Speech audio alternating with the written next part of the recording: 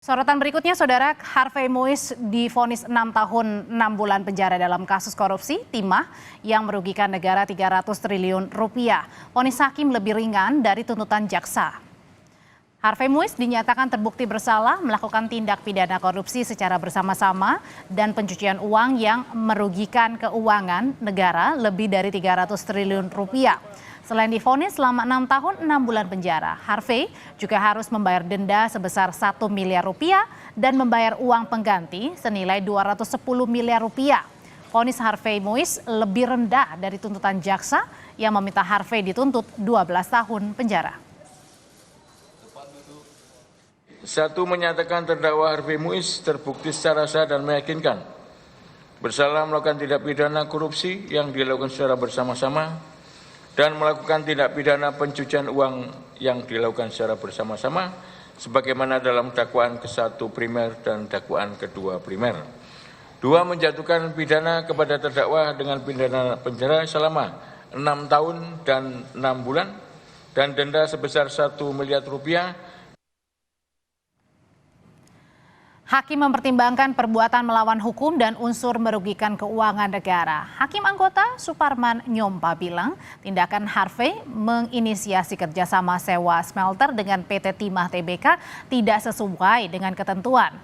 Kerugian ini terdiri dari kemahalan sewa alat penglogaman hingga kerusakan lingkungan. Perbuatan Harvey dan para terdakwa lainnya menimbulkan kerugian negara lebih dari 300 triliun rupiah.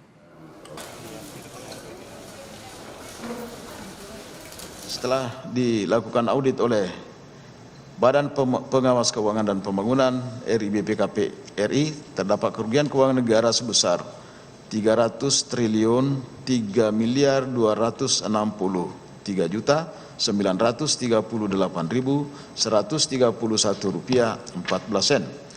Sebagaimana laporan hasil audit penghitungan kerugian keuangan negara perkara dugaan tindak pidana korupsi tata niaga komunitas timah di wilayah izin PT Timah Tbk tahun 2015 sampai dengan tahun 2022.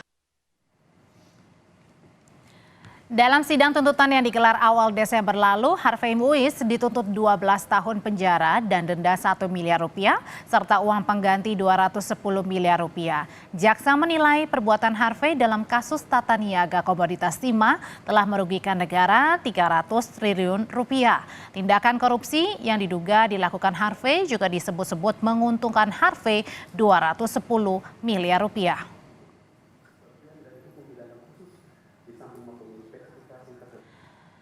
Vonis Harvey yang diputus lebih ringan dari tuntutan jaksa mendapatkan tanggapan dari mantan Menko Polhukam Mahfud MD. Dalam akun X-nya, Mahfud menyatakan tak logis menyentak rasa keadilan Harvey Muiz didakwa melakukan korupsi dan TPPU 300 triliun rupiah oleh jaksa hanya dituntut 12 tahun penjara dengan denda 1 miliar dan uang pengganti hanya 210 miliar rupiah.